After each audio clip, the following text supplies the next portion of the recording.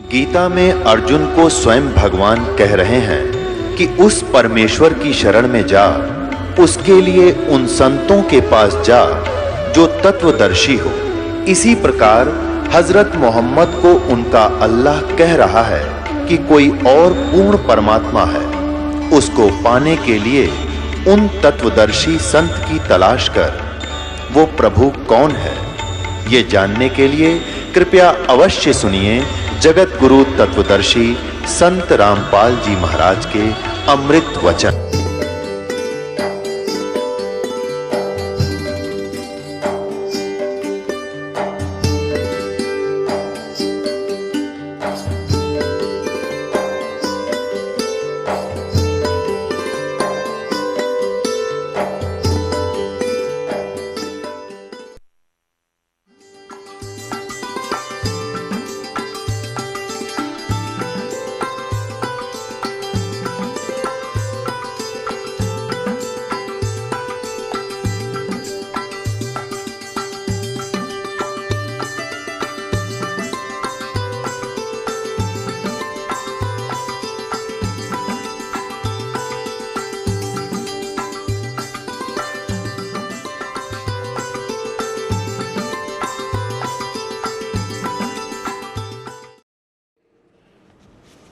परमात्मा तो यहाँ तक कहते हैं तेरे ब्रह्मा विष्णु इसी बोल में मेरे साथ दो भाई मैंने सब जग बोलिया पाया, किसी को भी यथार्थ ज्ञान नहीं था। इसी बोल में ब्रह्मा बोलिया जिसने चारों वेद सरसाया, और वेद पढ़ के पंडित बोलिया वो मर्म भेद नहीं पाया। इसी भूल में विष्णु बोलिया जिन्हें वैष्णु धर्म चलाया, और तीर्थ व्रत का बांध महात्म बहुविध जीव भरमाया। इसी भूल में शंकर भूला जिन भिक्षुक पंथ चलाया, और सिर पर जटा हाथ में खप्पर घर घर अलख जगाया। अब यह बात कबीर जी की वाणी 600 साल पहले कोई पढ़र सुने तो पत्थर मारे सिर में। ने कहा अच्छा तो भी ब्रह्मा विष्णु महेश को भी कहता है, उनको भी ज्ञान नहीं था, वो भी तत्व ज्ञान से अपरिचित थे। या थी तो सच्ची न्योकी ने जो भगवान ने लिखी थी, पर हम पहचान नहीं सके, हम लाल पहचानने योग्य नहीं थे। अब ये भी प्रमाण इस कंसेप्ट को क्लियर करने के लिए देना पड़ेगा, नहीं तो क्योंकि ये सीडी, ये अमृत वचन सीडी के माध्यम से चैनलों के ऊपर भी परमात्मा दया करते जा रहे हैं। हो सकता है को भी रजा का बख्श दें, अपनी पुण्यात्माओं के पास ये पहुँचेंगी और एकदम वो फड़क कर जागेंगे। तो उसमें ये कंसेप्ट साथ क्लियर नहीं होगा तो श्रोता एकदम विचलित हो जाएगा और हो सकता है टीवी ऑफ कर दे। इसके लिए ये देवी भागवत फिर से सहयोग लेंगे देवी भागवत का कि ब्रह्मा विष्णु महेश और सतयुग के ब्राह्मण, यानी जब सतयुग के ब्राह्मण में ज्ञान नहीं था, कलियुग वाला ने कितना होगा अंडरस्टूड, तो वो भी अज्ञानी थे, वे वेद ज्ञान से अपरिचित थे। ये देखिएगा श्रीमद् देवी भागवत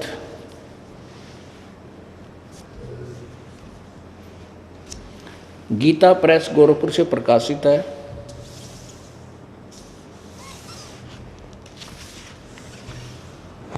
संपादक हनुमान प्रसाद पोदार, चिमनलाल गोस्वामी।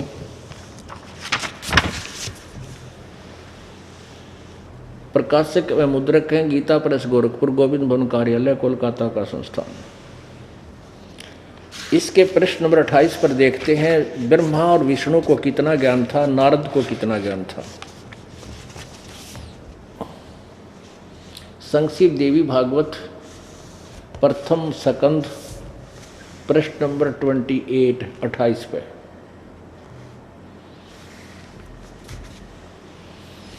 नारद जी ने कहा, महाभाग व्यास जी, तुम इस विषय में जो पूछ रहे हो ठीक यही प्रश्न मेरे पिताजी ने भगवान श्री हरि से किया था। देवा अधिदेव भगवान जगत के स्वामी हैं, देवों के भी देवता, भगवानों के भगवान विष्णु जी। लक्ष्मी जी उनकी सेवा में उपस्थित रहती हैं, दिव्य कौस्तुमणि उनकी शोभा बढ़ाती है। वे शंख चक्र और गदा लिए रहते हैं, पीतंबर धारण करते हैं, 4 भुजाएं हैं, वक्ष स्थल पर श्रीवत्स का चिन्ह चमकता है। वे चराचर जगत के आश्रयदाता हैं, जगत गुरु एवं देवताओं के भी देवता हैं। ऐसे जगत प्रभु भगवान श्री हरि महान तप कर रहे थे, उनकी समाधि लगी थी। यह देखकर मेरे पिता ब्रह्मा जी को बड़ा आश्चर्य हुआ। अतः उन्होंने उनसे जानने की इच्छा प्रकट की। ब्रह्मा जी ने पूछा, प्रभु आप देवताओं के अध्यक्ष, जगत के स्वामी, भूत भविष्य एवं वर्तमान सभी जीवों के एकमात्र शासक हैं। भगवान फिर आप क्यों तपस्या कर रहे हैं और किस देवता की आराधना में ध्यान मगन है? मुझे असीम आश्चर्य तो ये हो रहा है कि आप देवेश्वर एवं सारे संसार के शासक होते हुए समाधि लगाए बैठे हैं। ब्रह्मा जी के विनीत वचन सुनकर भगवान श्री हरि उनसे कहने लगे, ब्रह्मन सावधान होकर सुनो, मैं अपने मन का विचार व्यक्त करता हूँ। देवता, दानव और मानव सब यही जानते हैं कि तुम सृष्टि करते हो, मैं पालन करता हूँ और संकर संहार किया करते हैं। किंतु फिर भी वेद के पारगामी पुरुष अपनी युक्ति से यह सिद्ध करते हैं कि रचने, पालने और संहार करने की यह योग्यता जो हमें मिली है, इसकी अधिष्ठात्री शक्ति देवी है।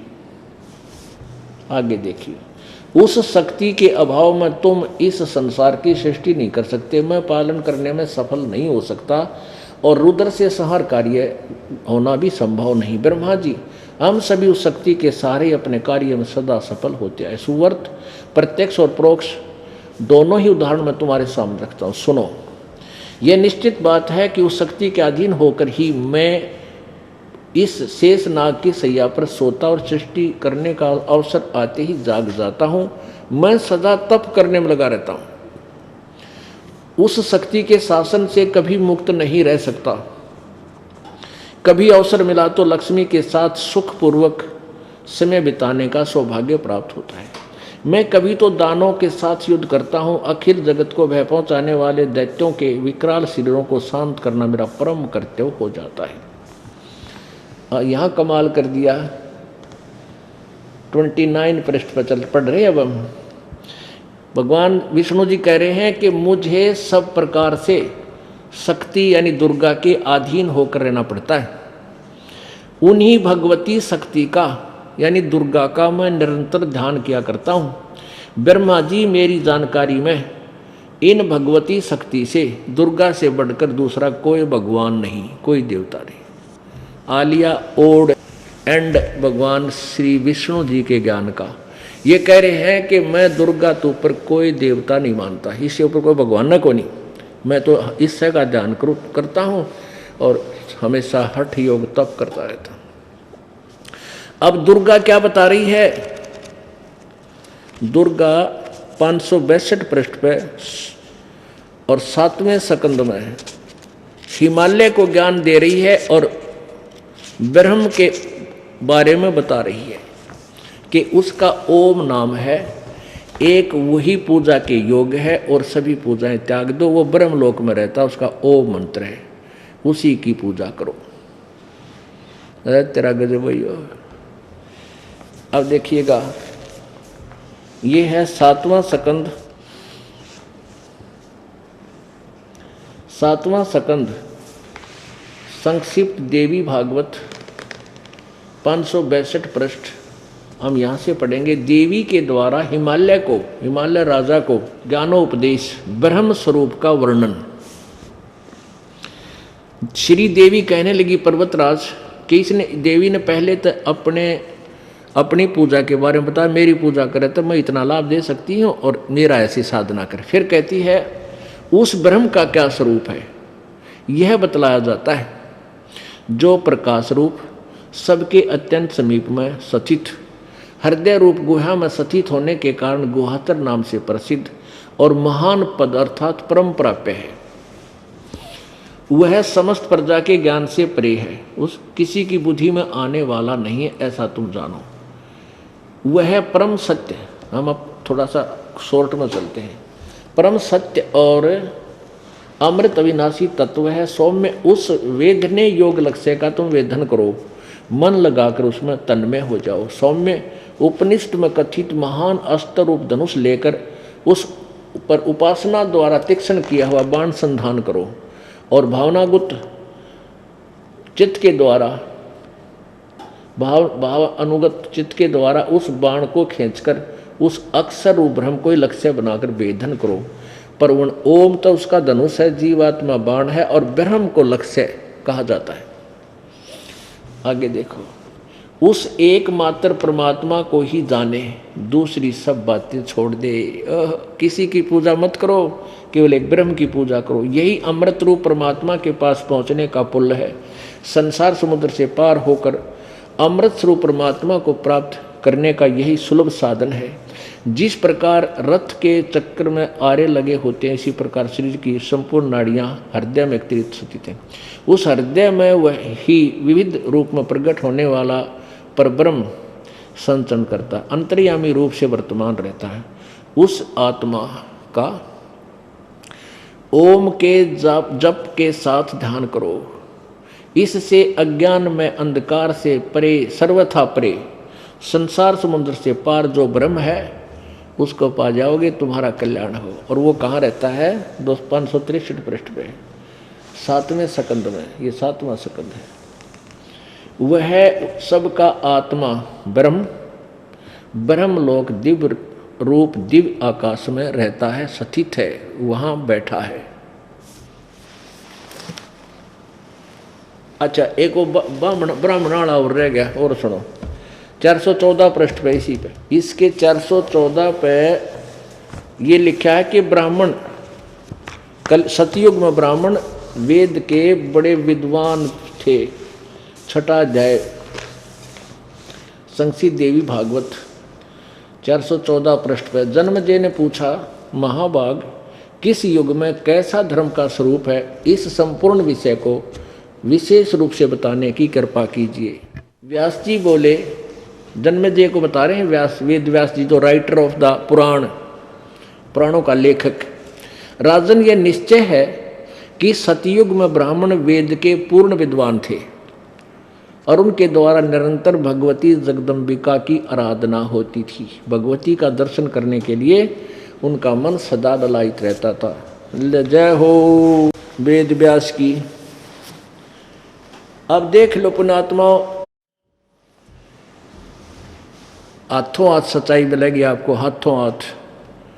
दास गरीब उधार नहीं है, सौदा रोकम रोक, रोकम माने नगदा नगदी। अब सतयुग के ब्राह्मण वेद के पूर्ण विद्वान थे और दुर्गा की पूजा करते थे। और दुर्गा कह रही है तुम ब्रह्म की पूजा करो, और सब पूजाएं त्याग दो, उसका वो मंत्र है। और ब्रह्म कह रहा गीता जी में उस 18वें अध्याय के 62वें श्लोक में कहा कि अर्जुन तू सर्वभाव से उस परमेश्वर की शरण में जा जिसकी कृपा से तू परम शांति और शाश्वत स्थान में को प्राप्त होगा। उसके विषय में बताया है 8वें अध्याय के 3रे श्लोक में कि वो परम अक्षर ब्रह्म है।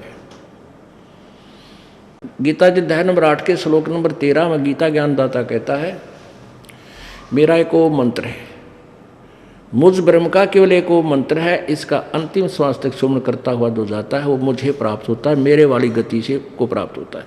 अपनी गति को 7वें अध्याय के 18वें श्लोक में कहता है वो तो अनुत्तम है, अश्रेष्ठ है, क्योंकि 4थे अध्याय के 5वें और 9वें श्लोक में कहा कि मेरे और तेरे अर्जुन बहुत जन्म हो चुके हैं, यानी जन्म मृत्यु मेरी भी होती है तेरी भी होती है, हम पूर्ण मोक्ष प्राप्त नहीं है। और फिर बताया कि उस परमात्मा तत्वदर्शी संत की खोज कर 4थे अध्याय के 34वें श्लोक में, और उसकी पहचान 15वें अध्याय के प्रथम श्लोक में बताई है। फिर बताया 15वें अध्याय के 4थे श्लोक में कि जब तुझे तत्वदर्शी संत प्राप्त हो जावे उसके पश्चात उस परमेश्वर के परम पद की खोज करनी चाहिए, जहाँ जाने के बाद लौटकर फिर संसार में प्राणी कभी नहीं आता, उसका कभी जन्म मृत्यु नहीं होता। और जिसने सारे ब्रह्मांडों की रचना की है, और मैं भी उसी की शरण हूं। इसलिए 18वें अध्याय के 62वें श्लोक में कहा कि अर्जुन तू सर्वभाव से उस परम अक्षर ब्रह्म, उस पूर्ण परमात्मा की शरण में जा, परमेश्वर की शरण में जा, जिसकी कृपा से तू परम शांति और शाश्वत स्थान यानी सनातन परम धाम यानी सतलोक को प्राप्त होगा। अब पुण्यात्माओं, परमात्मा यही कहा करते, धर्मदास ये जग बोराना, कोई न जाने पद निर्वाण। परमेश्वर के इस एक सेंटेंस को सिद्ध करने के लिए, सत्य को सत्य सिद्ध करने के लिए, परमात्मा को परमात्मा सिद्ध करने के लिए इस दास ने इतना अड़ंगा हटाना पड़ता है जो इन अज्ञानियों ने ठोक दिया आपके अंतःकरण में। उसके लिए ये रेगमार, अपने सदग्रंथ रेगमार का काम करते हैं। ये रह रह कर आपको दिखाए जाते हैं सदग्रंथ, गीता जी, पुराण, वेद, ताकि आपके अंतःकरण में जमा वो अज्ञान का मैल साफ हो जाए और फिर ये ओरिजिनल पेंट आपके ऊपर स्प्रिंकल कर दूं, यानी ऐसा जचा दिया फुहारा ला के फिर नहीं उतरे कदे। तो ये क्या बताते हैं, धर्मदास ये जग बोराना, कोई न जाने पद निर्वाण। ओह, परमात्मा अपनी प्यारी आत्मा को आपने ऋग्वेद मंडल नंबर 9 सूक्त नंबर 86 के श्लोक नंबर 26-27 में और सूक्त नंबर 82 के ऋग्वेद मंडल नंबर 9 सूक्त नंबर 82 के 1, 2, 3 मंत्र में और ऋग्वेद मंडल नंबर 9 सूक्त नंबर 96 के मंत्र 16 से लेकर 20 तक देखा कि वो परमात्मा सतलोक से चलकर आता है, स्वयं ही अपने दृढ़ भक्तों को, श्रेष्ठ आत्माओं को, अच्छी आत्माओं को, पुण्य आत्माओं को मिलता है और अपना तत्व ज्ञान प्रचार करता है। वो कविताओं के माध्यम से उस ज्ञान का उच्चे स्वर से उच्चारण करता रहता है, अपने आप बोलता रहता है, कहीं खड़ा होकर तंबूरा सा ले लिया, गाता रहता है, लोग इकट्ठे हो जाए, फिर अपनी वाणी, अमृत वाणी उनको सुनाता है। और वो कविताओं के माध्यम से अपना ज्ञान प्रचार करने के कारण उसको वो प्रसिद्ध कवियों में से भी एक प्रसिद्ध होता है, प्रसिद्ध कवि की उपाधि भी वो प्राप्त करता है, कवि नाम पदवी। लेकिन वो परमात्मा होता है। और परमेश्वर खुद कहते हैं, चारों युग में संत पुकारे और कूक कहा हम हेल रे, हीरे माणक मोती बरसे हैं ये जग चुगता ढेल रे।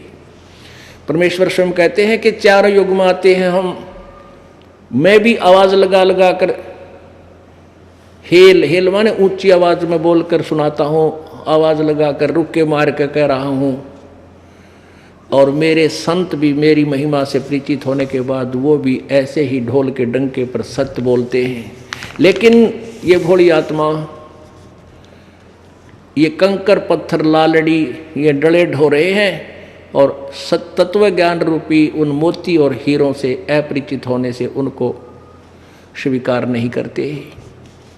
पर भी लेन जात है दुनिया, हमरा ज्ञान किने ना सुनिया। वहाँ पर भी लेन जा धक्के खाने, पर भी कहीं कुंभ का मेला लग गया, इसमें पर भी लगेगी। वहाँ देखो एक जोड़ में तालाब में स्नान करने के लिए कट हो जाए, इतनी भोली आत्मा वहाँ पहुँच जाते हैं। परमात्मा कहते हैं वहाँ सैकड़ों किलोमीटर जाकर पर भी लेन जाते हैं, हमारा ज्ञान कोई नहीं सुनता। अब सुनेंगे, क्योंकि अब शिक्षित समाज है। धर्मदास ये जग बोराना, कोई न जाने पद निर्वाणा। यही कारण मैं कथा पसारा, जग से कहिए एक राम न्यारा। इन सब से एक अलग राम है, उसके विषय में मैं बताने आया हूँ। अपनी महिमा आप पे सुनावे, आप पे आरती आप पे साजे, आप पे किंगर आप पे बजे, आप पे ताल जहाँ जनकारा, आप नचे आप देखण हारा। कहे कबीर ऐसी आरती गाऊं, आप मध्य आप समाऊं। तो परमेश्वर ने आप ही दास बनना पड़ा, आप ही तत्वदर्शी संत बनना पड़ा, अपनी महिमा आप ही बतानी पड़ी। यही ज्ञान जग जीव सुनावो, सब जीवों का भरम नसाओ। जो कथा मैंने तुझे सुनाई है सृष्टि रचना की, ये सबको सुना दे और सबका भरम मिटा। अब मैं तुमसे कहूँ चिताई ही त्रिदेवर की उत्पत्ति भाई। इन तीनों देवताओं का जन्म बताता हूँ, कैसे हुआ ब्रह्मा विष्णु महेश जी का। अब मैं तुमसे कहूँ चिताई त्रिदेवन की उत्पत्ति भाई। कुछ संक्षेप कहूँ गहुराई, सब संशय तुमरे मिट जाई। भरम गए जग वेद पुराना, आदि राम का भेद न जाना। राम राम सब जगत बखाने, आदि राम कोई बिरला जाने। राम राम तो सब कहें, भगवान बजले रहे भगवान बजले, लेकिन वो आदि राम, वो सनातन ब्रह्म, वो परमेश्वर पूर्ण परम अक्षर ब्रह्म के विषय में कोई बिरला ही जानता है, बिरला।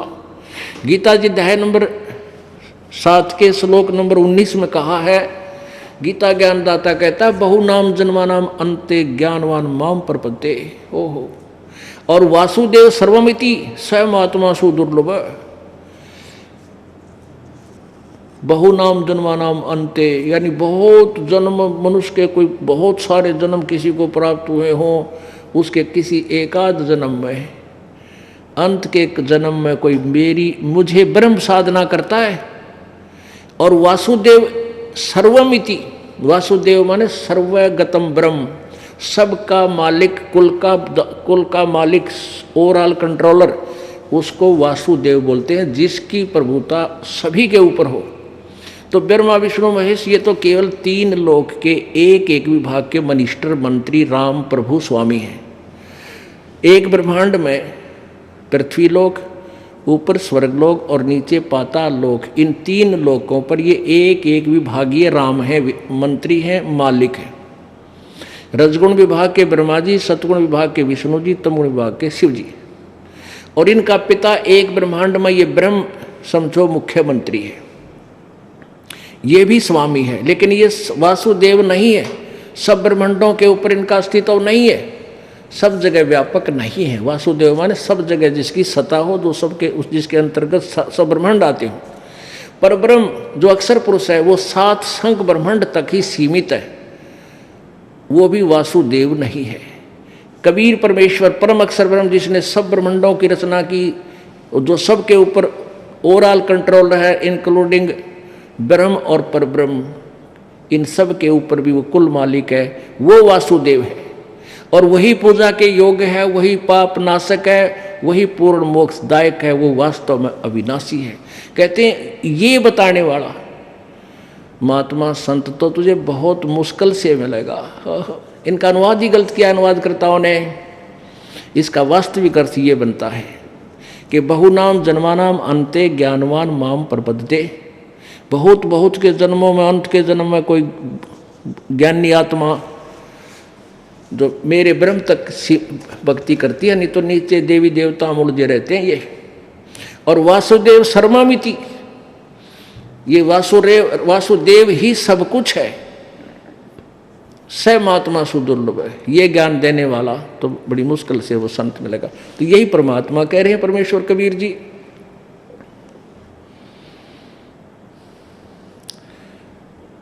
यही कारण मैं कथा पसारा, जग से कहिए एक राम न्यारा। राम राम सब जगत बखाने, आदि राम कोई बिरला जाने। आदि राम, उस वासुदेव सर्वशक्तिमान परमात्मा को कोई बिरला जानता। अब वासुदेव हम श्री कृष्ण न मान्या करते, नहीं।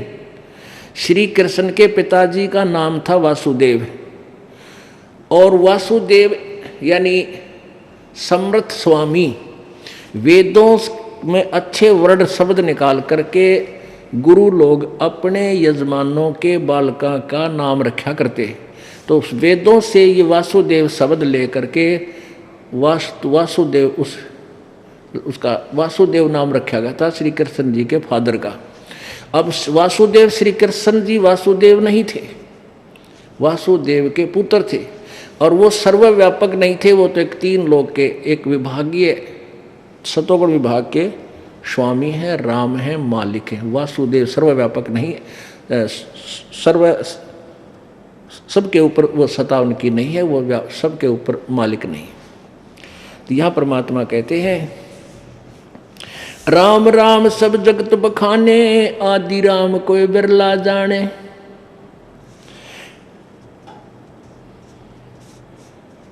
ज्ञानी सुने सो हृदय लगाई, मूर्ख सुने तो गम ना पाई। कहते ये ज्ञान जो मैं तुझे बताने जा रहा हूँ, इसको बुद्धिमान व्यक्ति सुनेंगे, सीने से लगाएंगे इस ज्ञान को।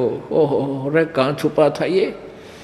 और बुद्धू होंगे मूर्ख, उनका समझ को नहीं आवे, उनका झूठ बोला है। आँखें दिखा रहा हूँ, सामने प्रमाण रूबरू कर रहा हूँ, फिर भी नहीं के वही बन रहे हो तो वो तो मूर्ख होते हैं।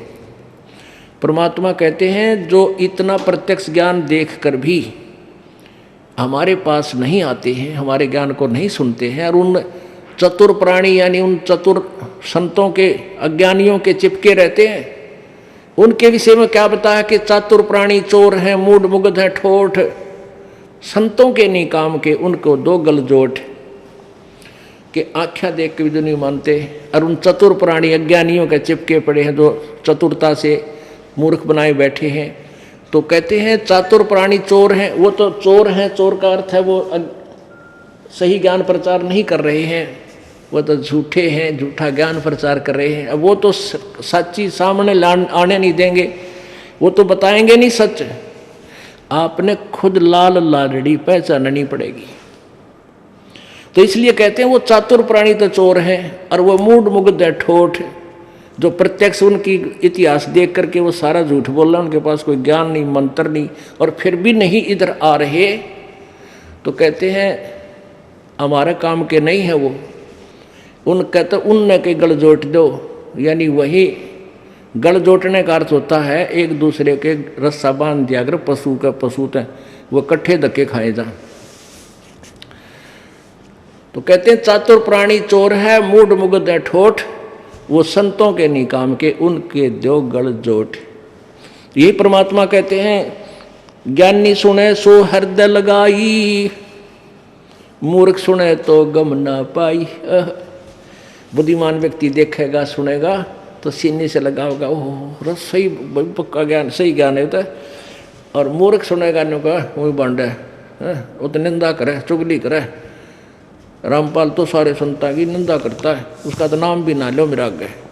तो कहते ईशा ने तो उड़े चपके रहने दे, हमारे काम के भी कोई ना, क्यों न कि गाड़ेंगे जब वक्त वो सामने देख के भी ना मानते। अब क्या बताते हैं, मैं जो बताने जा रहा हूं उसको बुद्धिमान सुनेंगे तो हृदय से लगाएंगे। माँ अष्टंगी पिता निरंजन, ये जमदारुण वंशन अंजन, पहले की निरंजन राई, पीछे से माया उपजाई। माया रूप देख अति शोभा, देव निरंजन तन मन लोभा।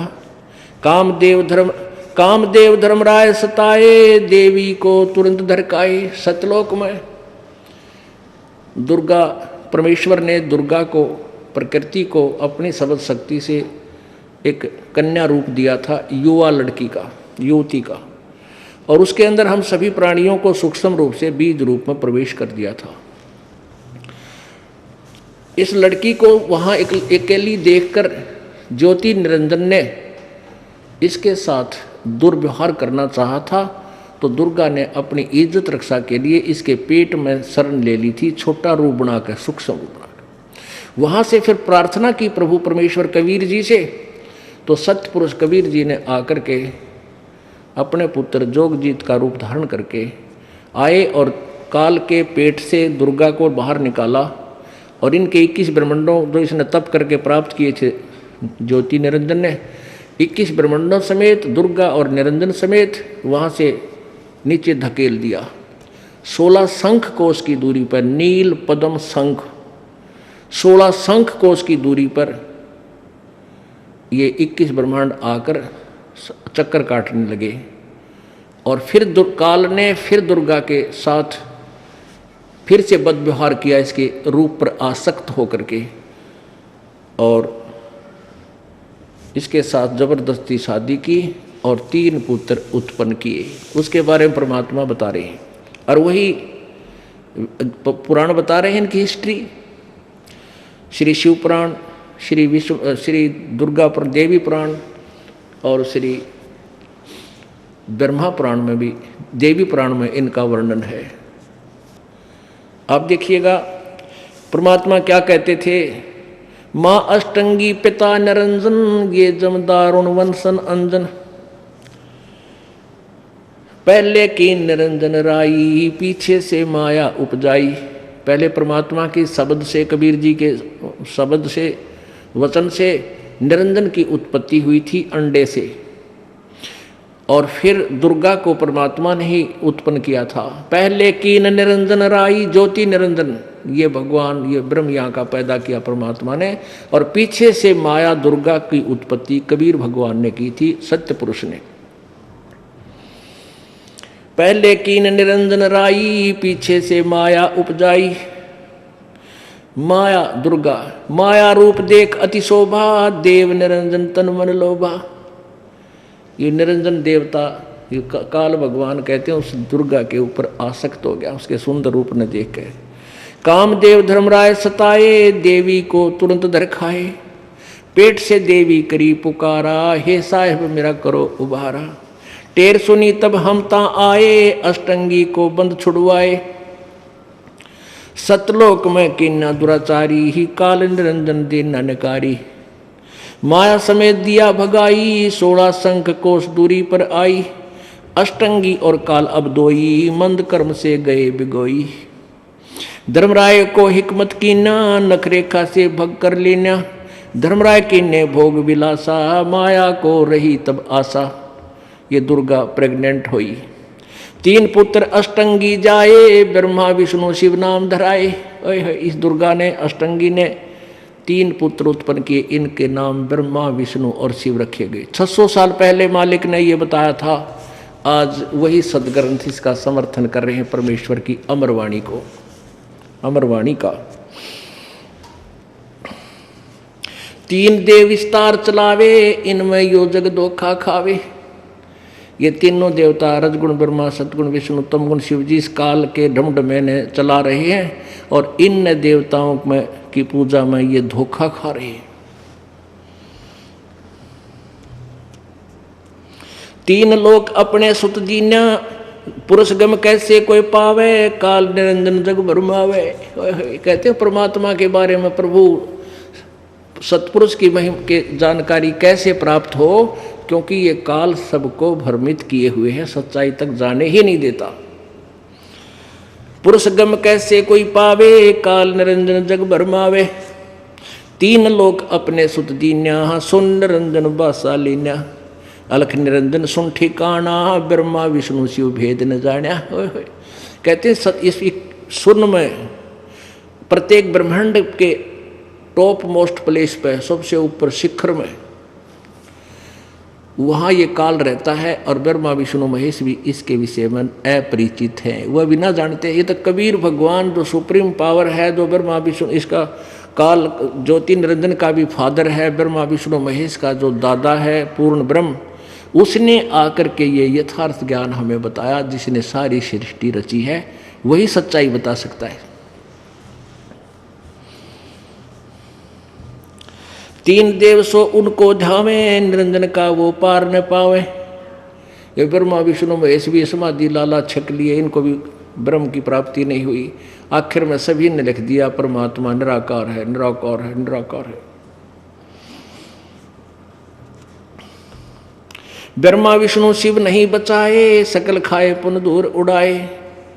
तिनके सुत हैं तीनों देवा, अंदर जीव करते सेवा। कहते इस काल के 3 बेटे हैं, ब्रह्मा विष्णु महेश, और ये अंधे जीव ज्ञानहीन प्राणी इन ब्रह्मा विष्णु महेश की पूजा करते हैं, और ये तुम्हें यहाँ उलझाए बैठे। अपने आत्माओं, ये तो कबीर जी कह रहे थे 600 वर्ष पहले, 550 वर्ष पहले, और हमारे सदग्रंथ कह रहे हैं 5000 वर्ष पहले से। अपने जो गीता जी 5000 वर्ष पहले से कह रही है यही बात जो परमात्मा ने आके बताई, लेकिन इन अज्ञानी गुरुओं ने सदग्रंथों को ना समझ के काल प्रेरणा से हमारे को केवल ब्रह्मा विष्णु महेश की पूजा पर ही सीमित कर रखा था। और परमात्मा क्या कहते हैं कि उस काल के 3 पुत्र हैं, तिनके सुत हैं तीनों देवा, अंदर जीव करते हैं सेवा। सेवा माने पूजा। इसके 3 पुत्र हैं काल के, और ये अंधे जीव ज्ञानहीन प्राणी इनने की पूजा करें। अकाल पुरुष का हो नहीं चीन्या, काल पाए सभी गैलीन्या। अकाल अविनाशी, जिसका काल ना हो, वो किसी को खाता ना हो वो भी अकाल होता है। अकाल पुरुष का हो ना चीना, काल पाए सभी गैलीना। इस काल को तो सबने मान लिया। अकाल जो काल नहीं है, जो दुखदाई नहीं है, उसको किसी ने जाना भी नहीं, सुना भी नहीं। ब्रह्म काल सब जग जाने, आज ब्रह्म को ना पहचाने। तीन देव और अवतारा, ताको बजे सकल संसारा। इन तीनों देवताओं को और इनने के और तीन अन्य अवतारों को, राम कृष्ण आदि को, ये सारा संसार इन्हीं की पूजा कर रहा है। तीन गुणों का ये विस्तारा, धर्मदास मैं कहूँ पुकारा। गुण तीनों की भक्ति में ये भूल पड़ो संसारे, कह कबीर निज नाम बिना तुम कैसे उतरो पार। अपने आत्माओं ऐसा प्रसंग आ गया कि कबीर भगवान ने कहा है कि इस काल और दुर्गा के ये तीन पुत्र हैं। इस काल के ये तीन पुत्र हैं, ब्रह्मा विष्णु महेश, और ये ज्ञानहीन प्राणी इन्हीं की पूजा करते हैं। गुण तीनों की भक्ति में ये भूल पड़ो संसारे। ओए होए, इन तीनों गुण की भक्ति में, रजगुण ब्रह्मा, सदगुण विष्णु, तमगुण शिव जी की भक्ति में ये संसार भूला पड़ा है। और कह कबीर उस निज नाम बिना, सार नाम बिना कैसे उतरोगे पार। यानी यथार्थ मंत्र के बिना, यथार्थ भक्ति साधना के बिना तुम पार कैसे हो पाओगे। अब इस प्रसंग को कोई सुनेगा कि ब्रह्मा विष्णु महेश के पुजारियों को ज्ञानहीन अंधे बताया है, तो श्रोता एकदम बिदक जाएंगे। तो दास इसके लिए लालटेन दिखाओगा। एक समय एक अंधा व्यक्ति रात्रि में लालटेन लिए जा रहा था। लालटेन होती थी, अब तो खैर मॉडर्न हो गए, बालक ना पता होगा लालटेन का, टॉर्च समझ लो, एक टॉर्च। वैसे लालटेन होती थी एक लैंप टाइप, लैंप समझ लो सो। तो लालटेन लिए जा रहा था अंधेरे में, और बालक आ रहे थे आगे थे उछल कूद मचाते हुए। तो उस अंधे व्यक्ति ने सोचा ये बालक कदे टक्कर मार दे अपनी बातों में, उछलते कूदते, तेरे बूढ़े की आड़ टूट जाए। वो कहने लगा, रे बच्चों भाई देखना देखना, मैं अंधा हूँ, ध्यान से चलना बेटा। अब वो बच्चे इस आवाज़ को सुनकर सहम गए कि हाथ में लालटेन ले रखी, और यूँ कहे कि मैं अंधा हूँ भाई, सुनियो देखियो, ध्यान से निकलना मेरे पास से।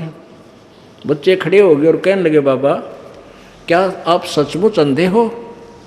आखा बेटा मैं अंधा हूँ, बिल्कुल दिखाई नहीं देता। फिर लालटेन क्यों ले रखी आपने?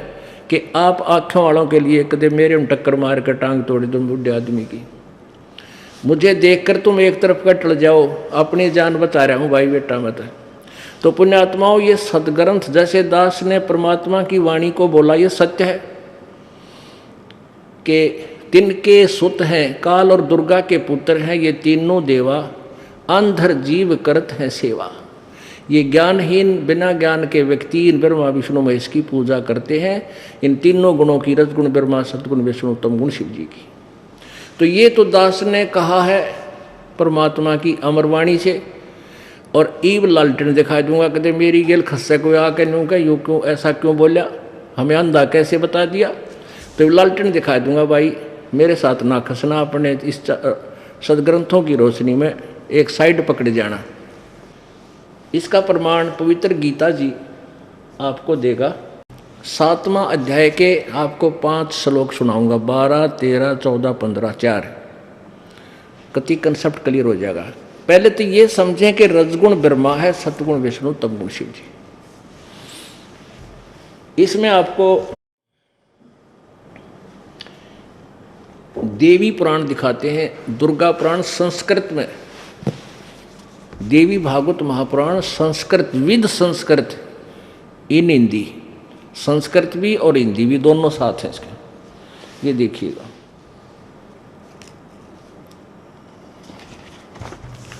ये है अथ देवी भागवतम सभाष्टिकम सैमात्यम।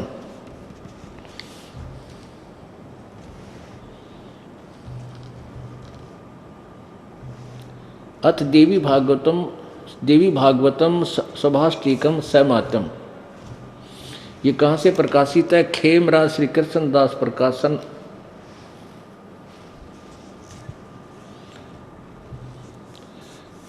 प्रकाशन बम्बई 4। अब इसके तीसरे सकंद पर आते हैं।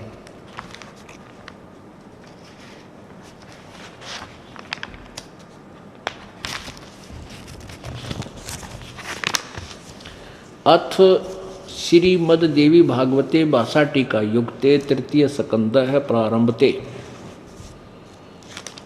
हम अपने मतलब का ज्ञान लेंगे, क्योंकि जंगल में बहुत सी जड़ी बूटियाँ होती हैं। जिस रोग की दवाई अपन ने बनानी है वह चुन लेंगे अपन।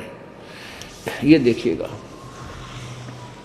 ये देवी भागवत पृष्ठ 11 भाषा टीकासी तृतीय सकंद और अध्याय 5। इसमें के लिखा थी, भगवान शंकर अपनी दुर्गा माता से पूछ रहे हैं, हे माता, यदि हमारे ऊपर सदा आप दयायुक्त हो तो हमको यानी मुझको तमोगुण किस प्रकार प्रदान किया है, ब्रह्मा रजोगुण और हरि सतोगुण। अब यहाँ इसकी संस्कृत भी साथ देख लें। ये 7वां श्लोक अंत हुआ, 8वां प्रारंभ हुआ। यदि दया धर्मना न सदाम्बिके कथम अहम विहित च। कथम माने किस प्रकार, अहम माने मैं, विहित माने बना दिया। क्या तमोगुण है? शंकर जी कह रहे हैं मुझे तमोगुण क्यों बना दिया, और कमल से उत्पन्न होने वाले ब्रह्मा को रजोगुण संभव, रजोगुण क्यों बना दिया, और सुहित किमु सतोगुण हरि, और किस प्रकार आपने विष्णु जी को सतोगुण बना दिया। इति सिद्धम रजगुण ब्रह्मा है, सतगुण विष्णु का और तमगुण शिव जी, नथिंग एल्स।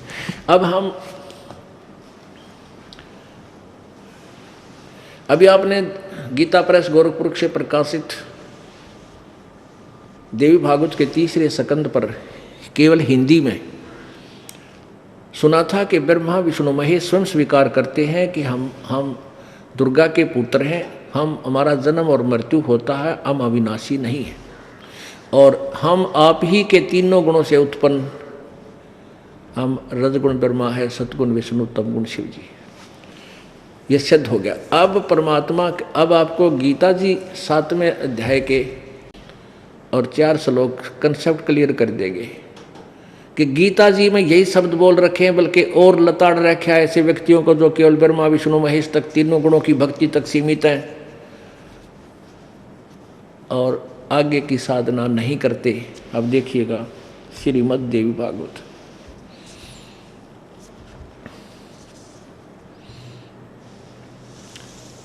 अनुवादक हैं जय दयाल गोविंद का, और प्रकाश कहाँ से प्रकाशित है ये,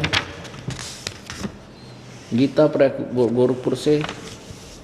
प्रकाशक में मुद्रक हैं गीता प्रेस गोरखपुर, गोविंद भवन कार्यालय, कोलकाता का संस्थान। अध्याय नंबर 7 और श्लोक नंबर हम 12 से प्रारंभ करेंगे। ये देखिएगा, अध्याय नंबर 7 श्रीमद् भगवत गीता और श्लोक नंबर 12। और भी जो सतोगुण से उत्पन्न होने वाले भाव हैं और जो रजोगुण से तथा तमोगुण से उत्पन्न होने वाले भाव हैं, उन सबको मुझसे ही होने वाले हैं ऐसा जान, परंतु उनमें वास्तव उनमें मैं और वे मुझ में नहीं हैं। अपने आत्माओं, ये गीता ज्ञान कौन दे रहा है? ये श्री कृष्ण जी के शरीर में प्रवेश करके ये ब्रह्म काल बोल रहा है, जो गीता जी के 11वें अध्याय के 32वें श्लोक में कहता है, मैं काल हूँ अर्जुन, अब सबको खाने के लिए अब परवर्त हुआ हूँ। श्री कृष्ण के शरीर से निकलकर बाहर विराट रूप दिखा दिया, कहते यू है मेरा काल रूप। अब एक बार और देखिएगा, अब एक बार श्री शिव पुराण को देखिएगा। इसमें से हम लेंगे कि ये काल कह रहा है कि इसमें शिव पुराण में लिखा है कि इस प्रकार तीनों देवताओं में गुण हैं, रजगुण ब्रह्मा, सतगुण विष्णु, तमगुण शिव जी, और लेकिन वो शिव वो गुणातीत कहा, इनसे न्यारा कहा जाता है। देखिएगा शिव पुराण गीता प्रेस गोरखपुर से प्रकाशित है।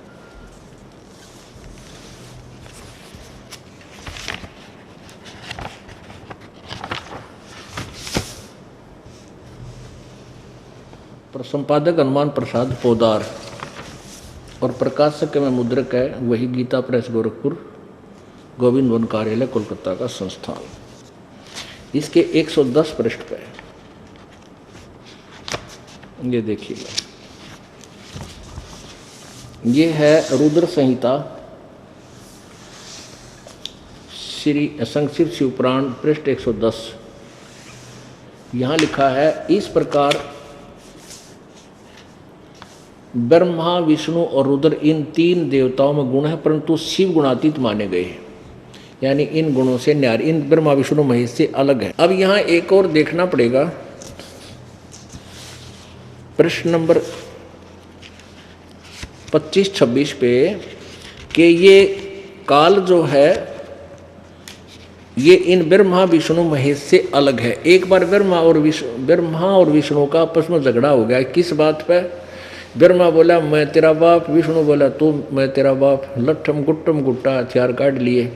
इनकी लड़ाई बंद कराने के लिए इस काल ब्रह्म ने अकिया पे लड़ मरे कदे तेरी अधूरी रह जा सृष्टि, इसने बीच में एक तेजों में खंभा गाड़ दिया, जैसे चमकदार शीशे से का हुआ करे। तो ये दोनों असमंजस में पड़ गए, भाई ये लड़ना तो बंद कर दिया और इसके ऊपर नीचे चल पड़े एक दूसरे इसका एंड देखने में। तो फिर कहते हैं विष्णु जी ने साची बता दी, मैंने एंड नहीं पाया, इसका अंत नहीं मिला। फिर माँ ने झूठ बोल दी, उसका सिर काट दिया इसने, शिव ने आकर, काल ने, सदा शिव ने।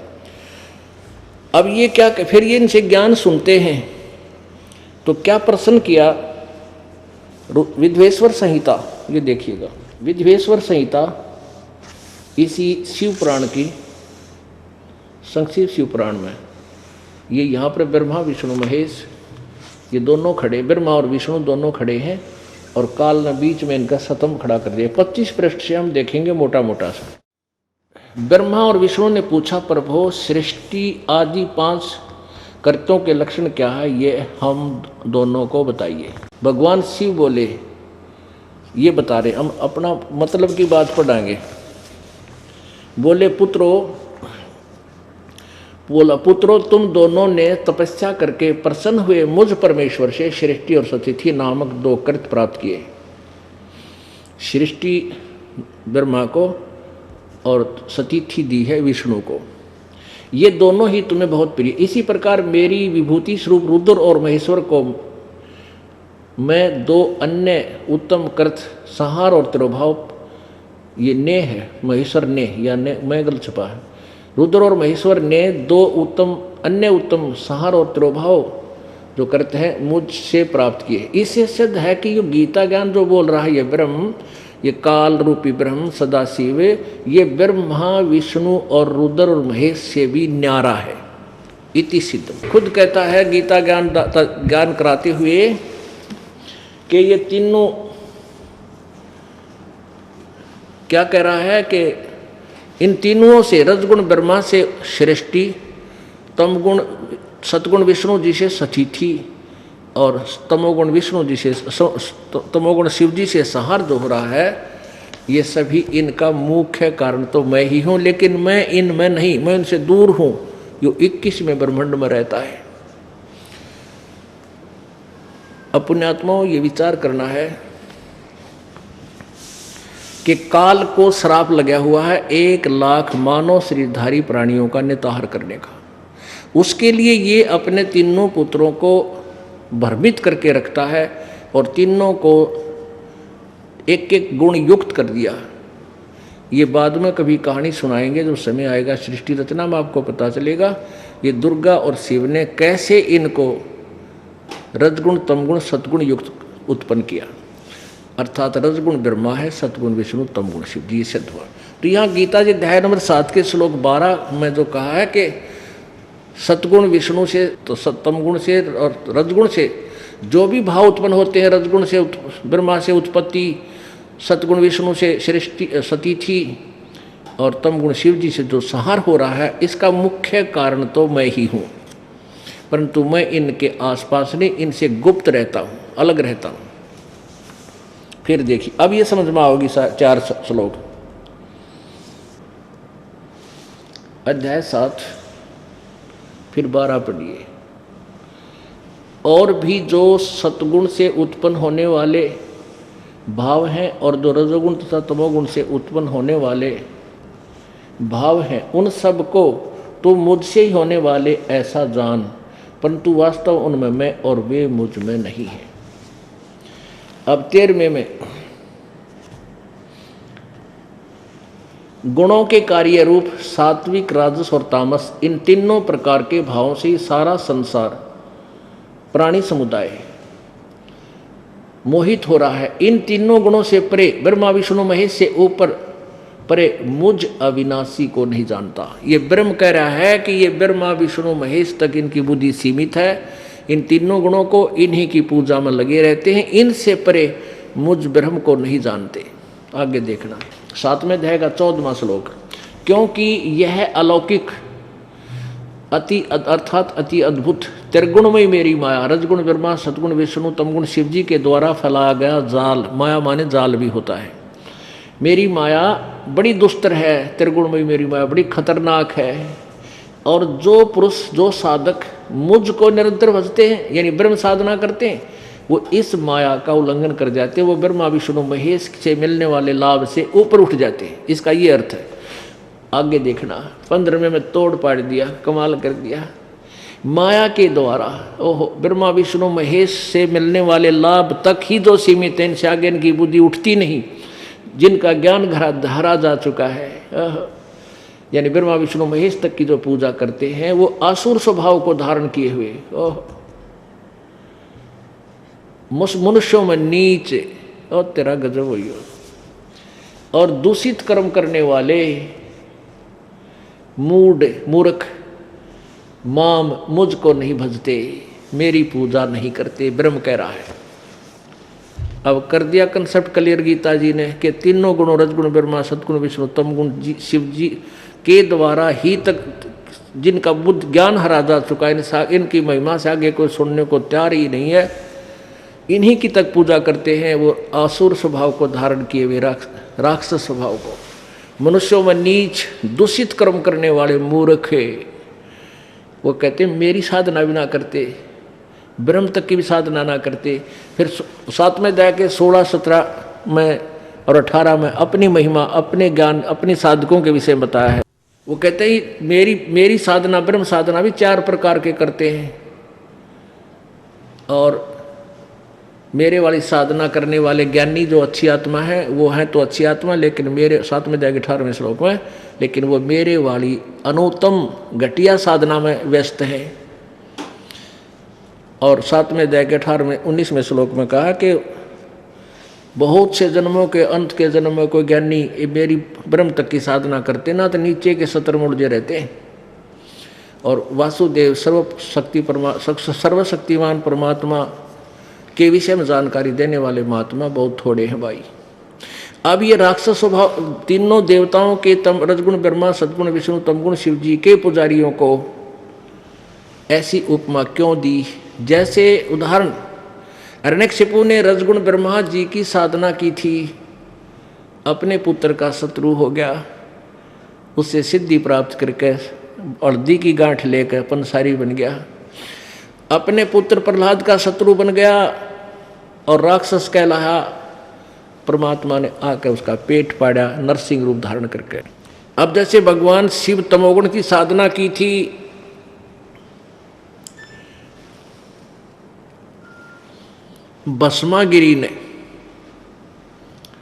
भस्मागिरी एक तपस्वी था, उसने भगवान शिव के द्वार के सामने, गेट के सामने